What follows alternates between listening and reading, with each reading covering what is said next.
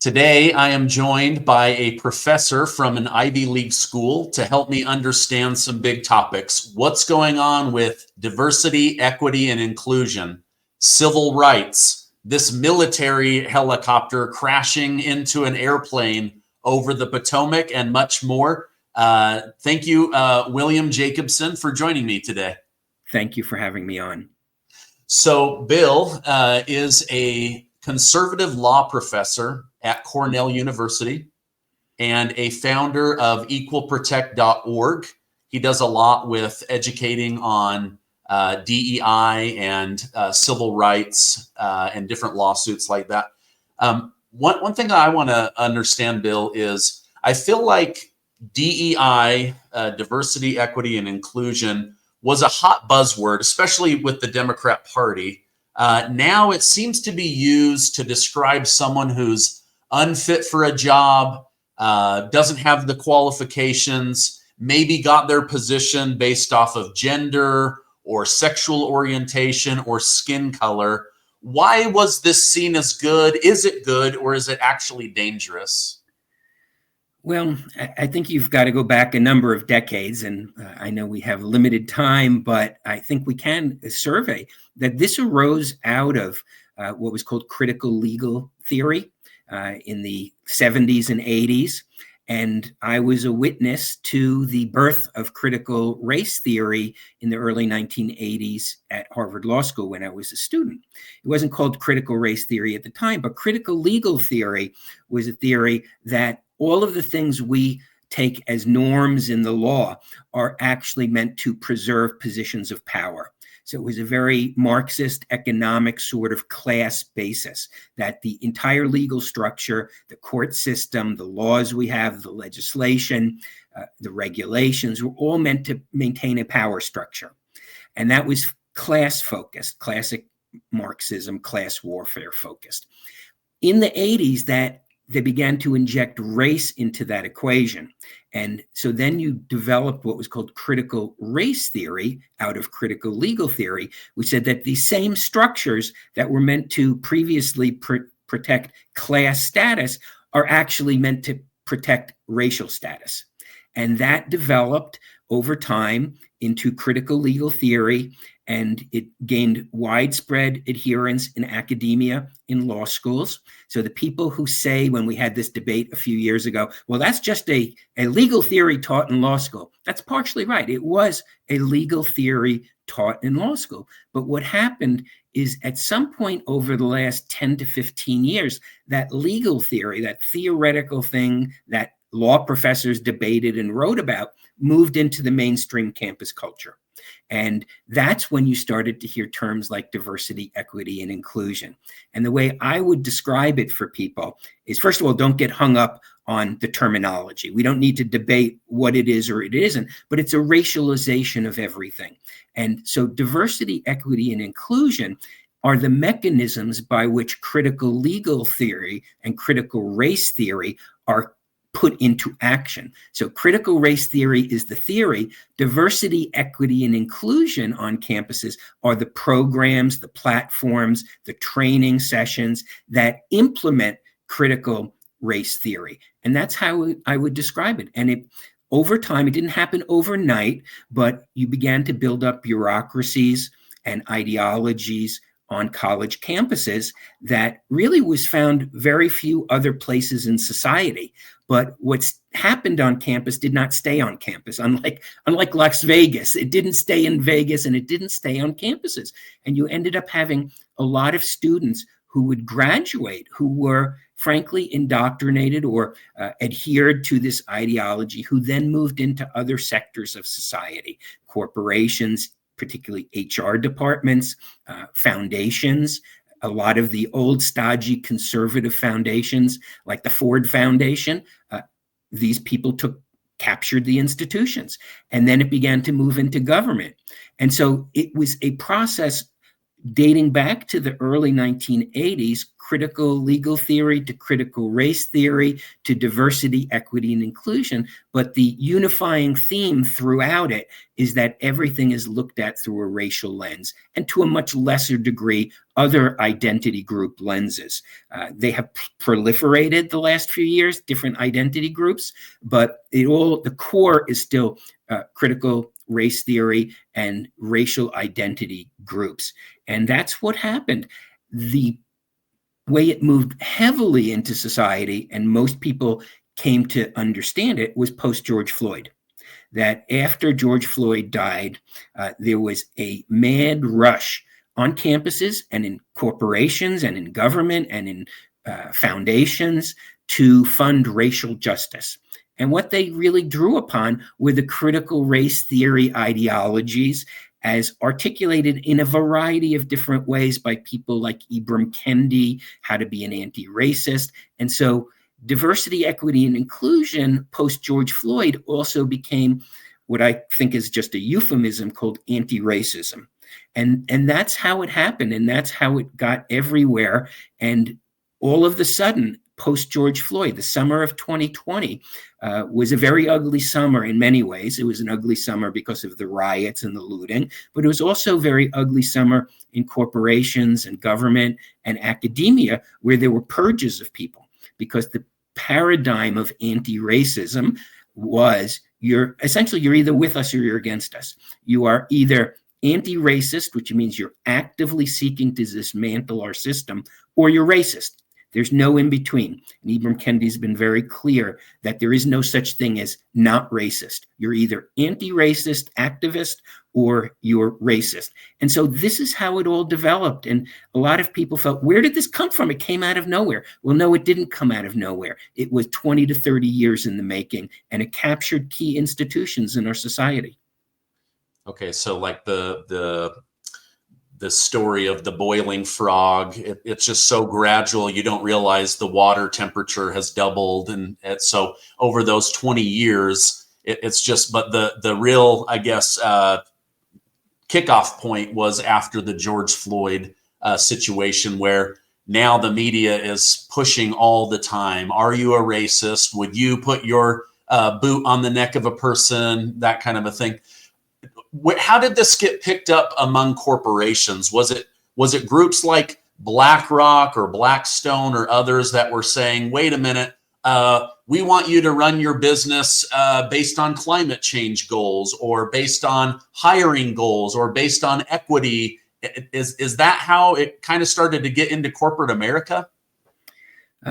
Well, I think it got into corporate America more from the diversity angle than from the ecological or, the climate change angle. I mean, these are all present. I'm not saying they're not, but what I've been focusing on is the racialization of it, and the notion of quotas, frankly, called by a different name, and how that captured the corporations. There are many pressure groups out there, particularly we saw them post George Floyd, and corporations were falling all over each other to virtue signal, to prove that they are more virtuous. Same with the campuses, same with the government.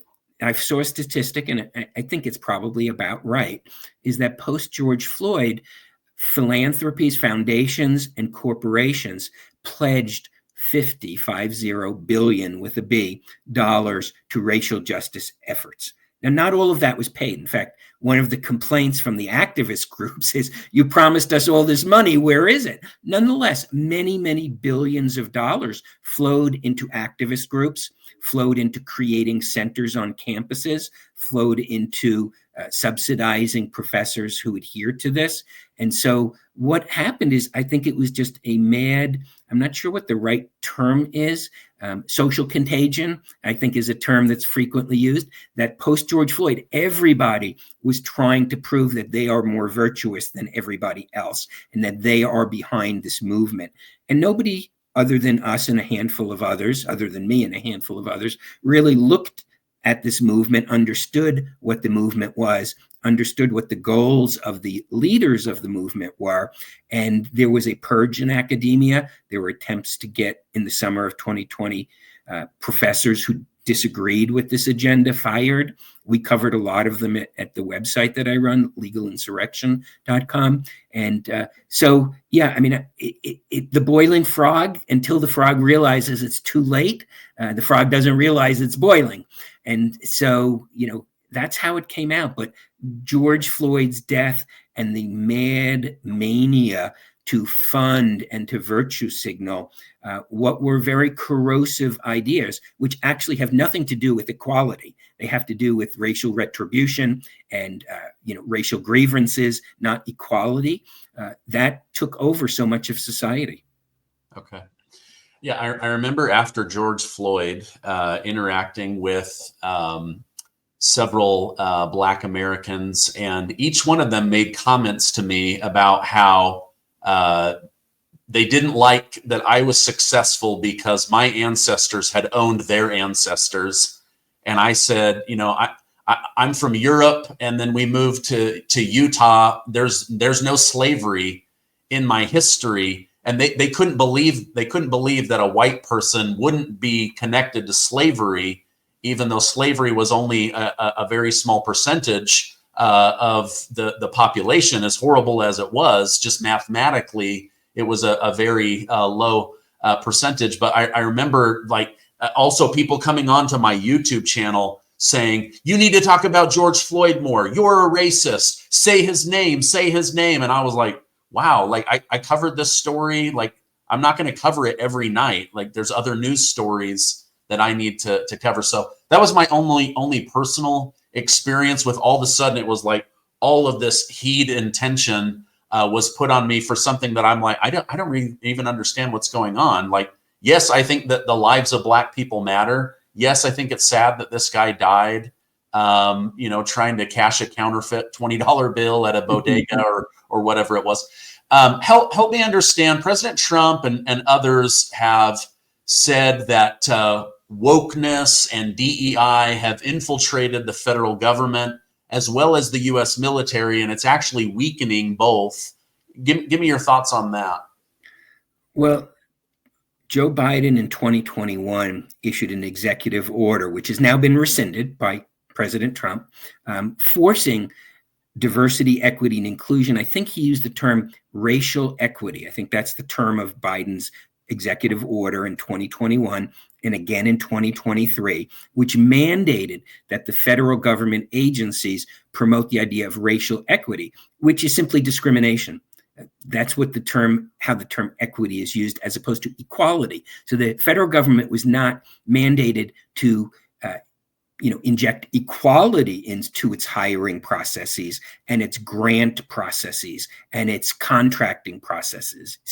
It was mandated to inject racial equity, which is taking race into account on whether you hire somebody, taking race into account on whether they get a grant, taking a race into account on whether you contract with them. And what you began to see proliferate throughout the federal government are race-based and to a lesser extent, sex-based, but mostly race-based criteria. So you saw farm loan forgiveness programs only open to non-white farmers, to Black farmers. You saw contracting that mandated a certain percentage of the contracts go out to people who were defined in the regulations as minority, essentially non-white. You saw grants, even from the National Science Foundation and the National Institutes of Health and all these science-based ones, which required diversity criteria, and that proliferated. And so the federal government, which it's not going to come as news to anybody, is massive, okay, and has a massive, not just infrastructure, but flow of dollars, came to be one of the leading generators of what's now referred to generally as DEI. And what President Trump did in I think it was the day of the inauguration, if I'm remembering correctly, it's the executive orders he signed that afternoon, or it might have been, there were two sets that afternoon and then also that night at the gala, the indoor stadium. And he rescinded Biden's executive orders. There were about 30 executive orders he rescinded, including the 2021 and 2023 Biden directives that the federal government must use racial equity throughout. He then signed other executive orders prohibiting contracting and grant making and other things that use race as a factor. And so there's an enormous sea change. I think that's fully within his power because those are purely executive branch functions, and he was simply rescinding what other executive orders had done. So the government became the leading indicator, the leading pusher, if you will, of DEI throughout society. Because if you are a private company, construction company, whatever it happens to be, and you want to contract with the federal government, you had to meet their DEI requirements. So that's how the federal government pushed this into the private sector. Same with state governments. There's a lot of entities, schools, et cetera. So yeah, federal government became one of the main pushers of DEI. And I believe that is coming to an end. And I don't believe any of the lawsuits filed have even really challenged that. They've challenged other things that he's tried to do, but that core function of how the federal government is going to run itself, I don't think is really subject to challenge. So a massive sea change in how the federal government operates. And so I think that's a huge takeaway from his first week. Okay. Help me understand this. Because I try to cover the news as equally as I can. I read both sides, and personally, I voted for Donald Trump. I consider myself a Make America Great person, but I have noticed that there is this tendency that when something goes wrong, to immediately blame it on DEI. For example, this Black Hawk military ops helicopter, for some reason, appears to have flown right into an airplane. I watched the footage over and over and over again this morning. I cannot figure out why it looks like it flew right into the airplane on purpose. Immediately, DEI gets blamed. We've got to do an investigation. Then it turns out that they were way over the elevation cap, and maybe there was some new people being trained. Maybe it had something to do with night goggles. Is there danger in blaming everything on DEI, or are we still too early in this investigation? I think it's a little too early to know. And I think we've got to be really careful. And I try to be very careful because there are serious problems with DEI as it's practiced. It's unconstitutional. It violates the civil rights laws and does not uphold our constitutional basis of equality, imposes essentially racial quotas. That all is true, and that needs to be done away with. Whether it caused this accident, we've got to be very careful about. The same thing came up with the California wildfires. It may be that Los Angeles Fire Department, et cetera, had been damaged by their DEI efforts, but that doesn't mean that's why the fires spread. And, I was asked to provide commentary linking DEI to the fires. And I said, I'm not going to do it because we just don't know. And it really does damage to the fight against DEI when you say things and you assume things that may or may not be causally connected. I think there should be an investigation if it is proven that the DEI practices contributed to this airline accident. Clearly somebody screwed up. I mean, there's no question about that. But was it just a screw up because that's what humans do? Or was it something directly connected to the DEI practices? So I am not in favor, although I am against DEI as it's practiced, I'm not in favor of overgeneralizing, because then when it turns out not to be true, then it damages the argument. And so I am not jumping to a conclusion. I am not going to say that that accident was caused by DEI. Whether it was caused or not, we need to consider whether DEI is a negative. I saw something, I don't know if it's true, the person seemed to be credible, a video on X of somebody talking about how he's a lawyer sued the government previously because 3,000, he said, 3,000 white applicants to be air traffic controllers were denied based on race. Is that why this accident happened? I don't know, but that shouldn't be happening. If that happened, if people are denied job opportunities because of race, no matter which race they are, that's wrong and we shouldn't be doing it. But I would wait for the investigation to reach the definitive conclusion that that is what caused the accident. Okay, that's kind of how I've tried to approach it too. Is like, listen, we don't know who they were. We don't have any of the details. Same thing with the fires. To me, you can't immediately jump into DEI because to me this was a water, money, mismanagement, oversight. It's going to be extremely costly.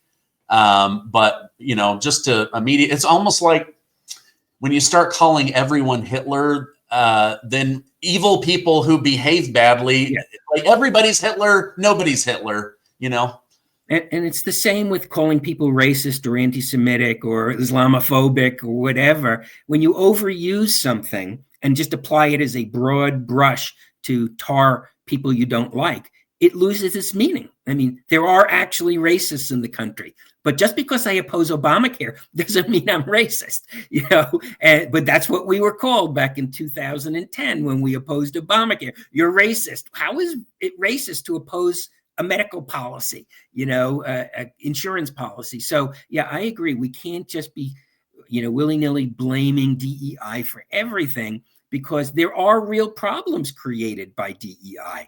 There is a real injustice there, and people are going to stop listening to you if you blame everything on DEI. Yeah. All right. Let me switch gears with you, Bill.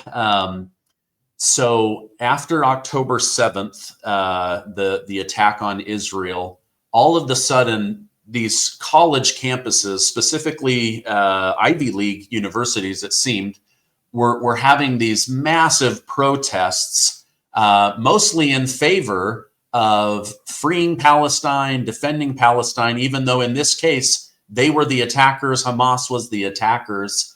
How do you distinguish when something is freedom of speech in America and something becomes hate speech? And then I want to go a little deeper on that topic with you. Sure. The Israel-Palestinian dispute is something I've covered very intensively for almost 15 years. I'm very familiar with the arguments. I'm very familiar with the boycott, divestment, and sanctions movement, how it came to be, how it operated, how the faculties, much like institutions have been captured by left-wing faculty, they have largely been captured by anti-Israel faculty. And I've seen this process because my website, legalinsurrection.com, it started in 2008. Okay, and we've been covering these things every single day practically since then.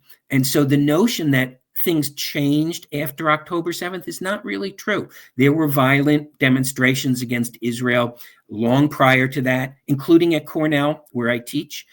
There were an active movement to bar Israelis, to disrupt Israeli speakers, to disrupt pro-Israel speakers. This didn't start on October 7th.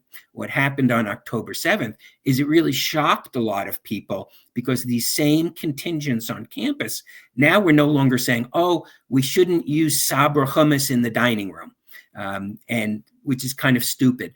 Now they're actually promoting what happened on October 7th as a legitimate act of decolonization.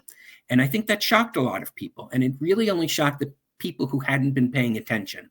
And so people are mistaken to think the anti-Israel movement on campuses started on October 7th. It goes back, just like, CRT and DEI, it goes back 10 to 20 years, maybe not as long ago as critical race theory, but certainly 10 to 20 years back. So there was already an infrastructure on campuses of student groups and of faculty who are hostile to Israel and who are very imbued with decolonization and intersectionality and critical race theory and a racialized view of the world, and mistakenly referring to Israel as a white oppressor, even though, I've been there. Anybody who's been there knows it's not white, it's multiracial. And so that was there. And then what happened is, I also think that while what's happened on the campuses is serious, I would not describe it as massive. I just know what has happened at Cornell. I don't think they ever got more than 200 people or 250 people to any of their rallies and protests.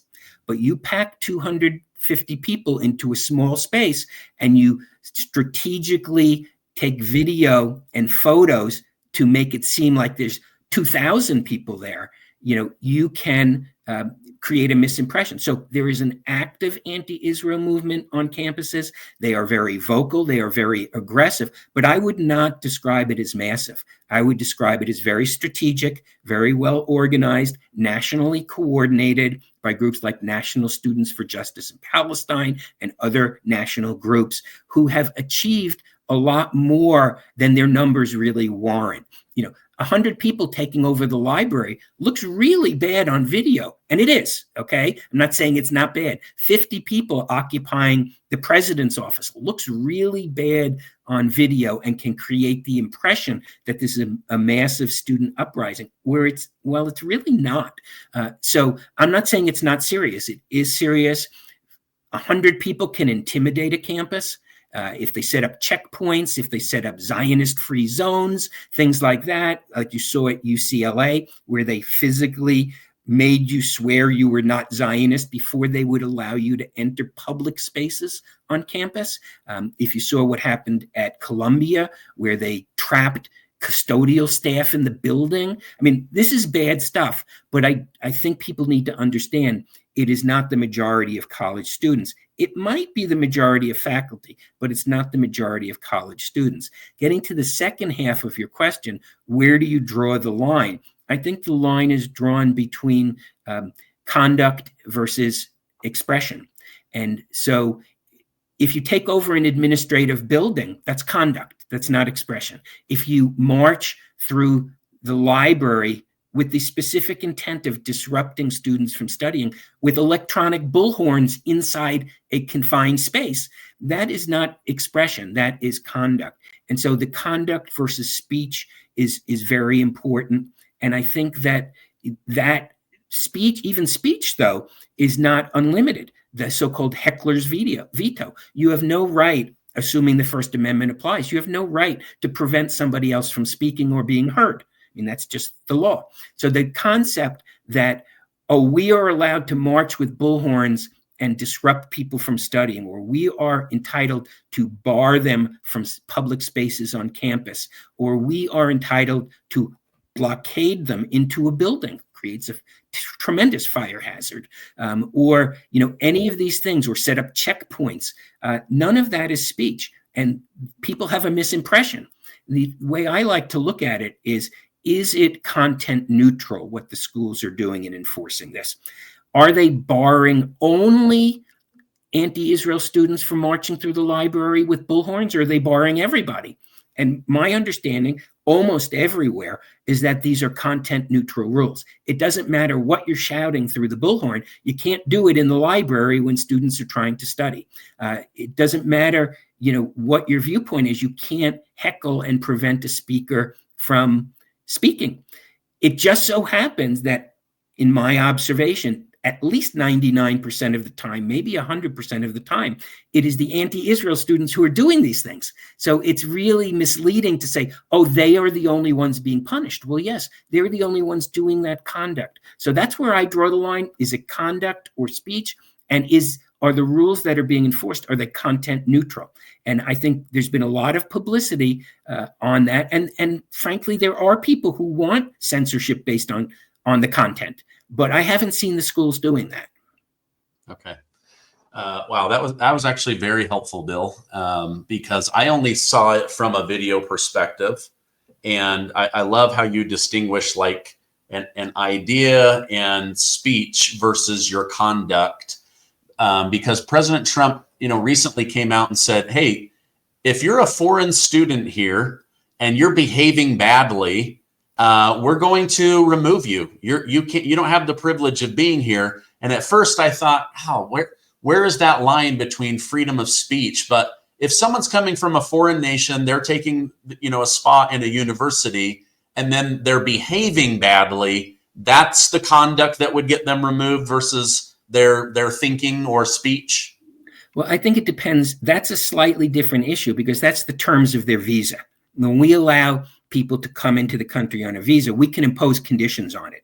And if one of the conditions we impose is that you do not support terrorist groups, we're entitled to do that. Okay. And I think, I'm not positive because I've never been a foreigner applying, but I think a lot of those visa forms ask you whether you have ever supported a terrorist group or you're a member of a terrorist group and questions like that. So the issue of foreign students and whether their visas are subject to cancellation really, I think, is not so much a free speech issue. It's a terms of their visa issue. You're only entitled to be in this country if you adhere to the terms of the visa.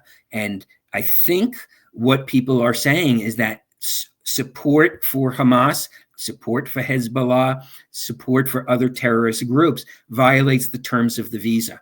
And, so that's what I think the argument is. So it's a little different than bad behavior because, if you're here on a visa and, you get drunk and you're a little rowdy on the campus, chances are that doesn't violate the terms and conditions of your visa.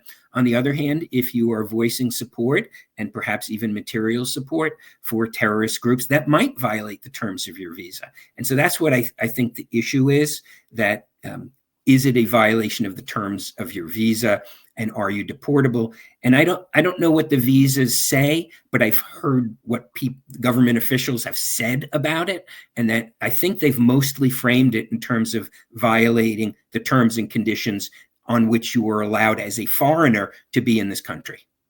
Okay. Interesting. Bill, thank you so much for taking time to come on. These are issues that I wanted to better understand. I'm young. I don't have a ton of life experience with this. And so it's good to get a different perspective and insight. So I appreciate you providing that. If people want to follow you online, I know you frequent Fox News and others as a special guest, but if they want to follow you more regularly, where can I point them towards? Sure. So we have two key websites. Legalinsurrection.com is our politics and law website that's existed since 2008. That's the way most people know us. We also have another project called the Equal Protection Project, which is equalprotect.org, where you can see the legal actions that we've been taking to end discrimination done in the name of diversity, equity, and inclusion. So legalinsurrection.com and equalprotect.org are the best places to find me. Or you can just Google me and you'll see the good, the bad, and the ugly. Okay. All right. Well, I will put those direct links down below. Again, thank you for your time today. I hope you have a great rest of your day. Great. Take care.